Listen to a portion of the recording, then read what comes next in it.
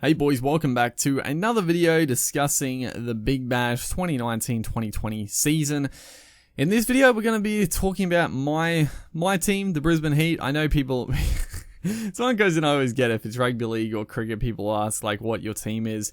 In the Big Bash, it is the Brisbane Heat, although honestly, I mean, I just like watching the Big Bash. If there was a preference, yes, it would be the Heat, but I just like watching a good game of T20 cricket, really. I just like watching the game. So, yeah, if I had to make a call, it would be the Heat. So, we're going to go through here. I am very excited for the Heat this year. I mean, they've recruited very well, in my opinion, and yeah, I think they would have to be one of the favorites this year. They have to be. If some of their big boys fire, then they've got to be up there. So let's go through the squad quickly. And it actually has a couple of nice bits of information for us. So Tommy Panzon from England, and it's got here he's only going to be playing the first 8 games of the season. Max Bryant, Joe Burns, Ben Cutting, AB de Villiers, and it says here replacement international player, last 6 games and finals. So, okay, I didn't actually know that he's only playing the last 6 games and the finals. Not too bad. Hopefully they're in a pretty good position and they're not like already out of the race, because having like a player like de Villiers to come in for the end of the season rather than losing a player for the last part of the season, I think it's very beneficial. Obviously, you'd rather him play the whole season, but I think that's pretty solid. And just quickly before we go on, it's got AB de Villiers' latest T20 stats, and this again was for the England Vitality T20 Blast, and he scored 348 runs, high score of 88 not outs, average of 69.6, and a strike rate of 182.2. So, you know, he hasn't lost it. Then we've got Sam Haslett, Zahia Khan from Afghanistan. It's got here replacement international player. I don't know what that really means. It might be maybe when Tommy Panzon leaves, he comes in, or it might be at the start of the year when de Villiers isn't there. I'm not actually sure when he's going to be here. Marnus Labuschagne, Josh Laylor, Ben Lachlan, Chris Lynn, James Panzon, James Pearson, Jack Prestwich, Matt Renshaw, Mark Steckety, Mitch Sweption, Mujib Uraman. Like, I've heard it said. I honestly can't remember how they say it. Mujib Uraman. Oh my god. Cameron Gannon and Matt Kuhneman. So looking at that lineup, like it looks incredible. Like let's be real. The batting power. Let's talk about the batting power for a second. Tommy Panzon is one of the up and coming stars. So it's gonna be interesting to see where these players all fit in though as well, because you don't want to waste the hitting, and I feel like that's what the Heat have done, a lot of wasted potential, especially with my boy Ben Cutting, dude. I get so frustrated when they don't put Cutting up the order. They started doing it a bit at the end of last year. I just sort of feel like, Cutting is one of the best hitters in world cricket, but now they've got so many that it's like, where do they all fit in? So we'll just go through, like Tommy Panzon, obviously, Max Bryant, who had a bit of a fairly good start last season. He got off to some really good 20s and 30s and 40s. He just couldn't quite get a big one. But honestly, with the depth of the batting, I think whoever is up the top, just go hard early and try to get a quick 50 off 3 overs and really set it up. But yeah, Max Bryant, Ben Cutting, de Villiers at the end there. I'm skipping a few here, but then Chris Lynn. And then you've got guys like, other batters, Matt Renshaw can hit a ball. Renshaw probably won't really get any games with this lineup. Sammy Haslett, good young player. Marnus Labuschagne. Again, I don't know how much games like the international players are going to miss, but Marnus, I'm going to be interested to see how he goes in T20, because he's played a few T20s, but he really hasn't gone very well in the Big Bash. But obviously his batting has gone to another level in Test match cricket, so I'll be interested to see how Labuschagne goes back to the Big Bash, or whether or not he plays many games at all. Probably not too many, but yeah, the strength here is obviously the power hitting and the batting in general. The one thing the Heat have always struggled with, or not always, but they've definitely struggled with the last few seasons, has been their bowling, especially their death bowling. Like, they've just been, they just get carded. Like, they could score 200 runs and still lose comfortably in previous seasons. But their bowling, I mean, on paper, their bowling actually looks pretty good. Josh Layla, very underrated T20 bowler. I think he's been excellent for the Heat since joining from the Thunder. Can swing the ball early and then death overs. He's got a pretty good Yorker, good bumper. He's quick. Very, very handy. Ben Lachlan, a huge recruit. I think he just adds that difference. Like, the Heat have had a lot of guys like Ben Cutting. I mean, even James Panzon, who joined, Steckity, Cameron Gannon. Like, these guys are just hitting the deck hard type of bowlers. But Ben Lachlan, he's not that type of bowler. He's got the slower ball. He's got all sorts. So, Benny Lachlan, a huge signing. And I mean, honestly, like, before they signed Ben Lachlan, I was still very concerned with the Heat team in a balanced sense.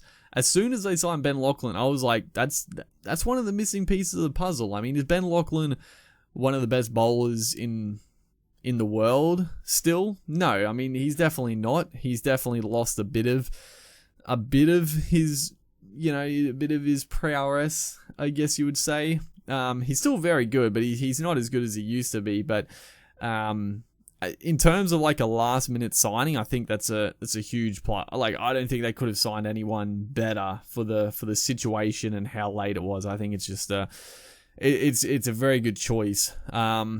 Go down the list. I mean, James Panzon, I think he went pretty well last year. I think he got hit around a few games, but then there are other games where he bowled sensational. So, if the pitch is doing a bit, I mean, Panzon is he's an absolute nightmare. So, again, good bowling depth. Young Jack Prestwich, he honestly looked really good the few games he played last year. He's got a bit of all-round ability, a bit like Ben Cutting.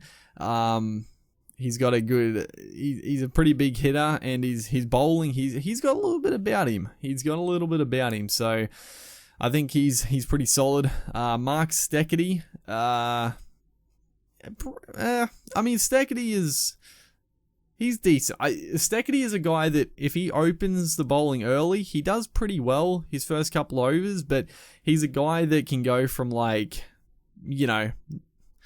none for 10 off 2 overs to like none for 30 off 3 overs. Like, he's a guy that can just, if he bowls in the middle to late overs, he gets hit around. If he bowls early on, like, he's just got a little bit of extra pace, a good bit of extra bounce that he's pretty tough to handle. So I think honestly with a Steckity type, you bowl these 4 overs out early, and then guys like Layla and Lachlan, you save for the death overs. I think that's probably the plan. And then Cameron Gannon probably isn't going to get much game time, I would imagine. I don't really like Cameron Gannon.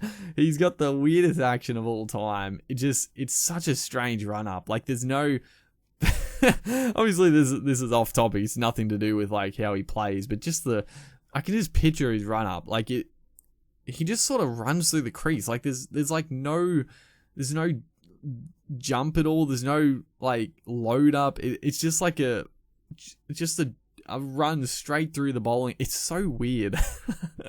But I don't know. I don't think Cameron Gannon is that good. He provides a little bit of depth, but I don't think he's going to be used too much, or hopefully he's not anyway. And then we look at the spin options, which are obviously very crucial to performing well in the Big Bash. And I mean, Mitch Swepson, he's a guy I talked about. What's his name from the Strikers?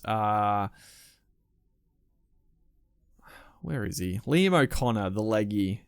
Obviously, Swepson is a better bowler than O'Connor, but Swepson is a guy that he likes to give it a rip. Like he's a guy that gives it flight. He gives it a chance to spin, and on a lot of the pitches, like he can get hit around. Like he can definitely cop a lot of slack. For the type of bowler he is in T20, like he's a guy to get wickets, and that's his job. And on a pitch that can do a little bit, it's got a little bit of turn. He can bowl up a storm. So Swepson, I think they're probably going to use him more strategically this year. I would assume they're mainly only going to play him on pitches that are going to do a little bit. At the Gabba, that you'd expect them not to really bowl him too much, but he can definitely. He can pick up some wickets, and if he's picking up wickets, he's going to keep it tight. So it's an interesting one. Like, he's not a guy that's just going to dart in some off spin, and a lot of times like that is better, but he can pick up some crucial wickets when you need it. And then we've got Mujib from Afghanistan, who was obviously he's a talented player, and I feel like he didn't really bowl very well his debut season last year. I think he started to get a little bit of form his last few games for the club, but he started pretty poorly. Like, there was a lot of loose stuff, a lot of drag downs, honestly, and the quick off spinner like he is, you want him to keep it tight. And I think he's obviously played a lot more cricket since last year, which is good. He's played a lot of internationals for Afghanistan, so I think he's going to be very good this year. I think he was how old last year? He was only like 18, was he? 17, 18, I think.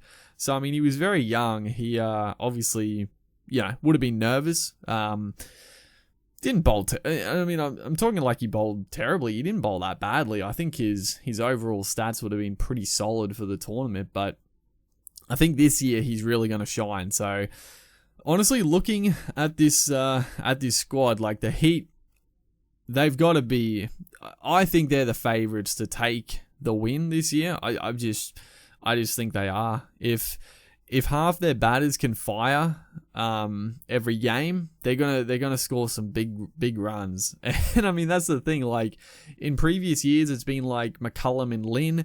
If those two guys both fail, then the Heat are in a lot of trouble. And then it sort of went from like McCullum, Lynn, and potentially Cutting and Burns. Like, those guys, if all those failed, like they started to get a little bit more depth. But this year, I mean, they've just got so much depth. Like, I talked about their hitting, but then they've also, they've got Joe Burns, they got Pearson's not too shabby down the order, Haslett, they've got a lot of good stuff. So the Heat, they've got to be up there. I think they're going to have a good year. Hopefully they can fire. It's going to be good to watch if their boys fire. And I mean, Chris Lynn has been in incredible form in the T10 stuff. He's been scoring some bulk runs, so he's definitely he's in a bit of a purple patch. Hopefully he can take that over to the real tournament this year. So hopefully you guys enjoyed this video. Like usual, let me know what you think in the comments, and I'll see you guys in the next one.